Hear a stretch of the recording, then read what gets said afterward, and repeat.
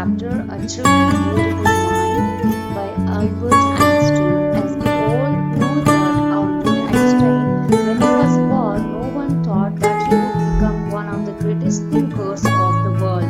Rather, his mother thought that he was unusual because of his speak. He also couldn't speak until he was 2.5 years old. When he did speak, he regretted. He also didn't know how to interact with other children, so they called him rather boring and left him alone. At school, his headmaster told his father that he would never achieve success in any profession. However, Einstein was not a bad student. He scored good marks in high school. He just felt suffocated by school restrictions and therefore often argued with his teachers. This feeling led him to quit school at the age of 15. During this time, Albert's parents moved to Milan. Einstein obtained their permission to go to Switzerland to complete his studies. Then he decided to attend the university in Zurich for higher education. It was there that they met Milva Marek, one of the few women in the program.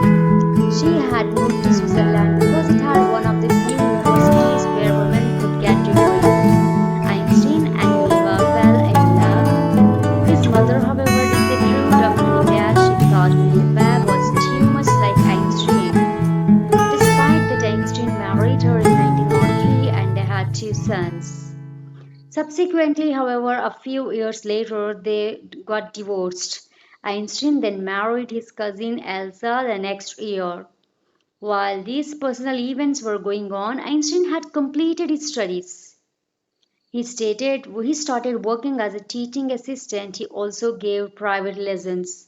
Finally, he took a job as a technical expert in a patent office. While he was supposed to be working, he developed his own ideas.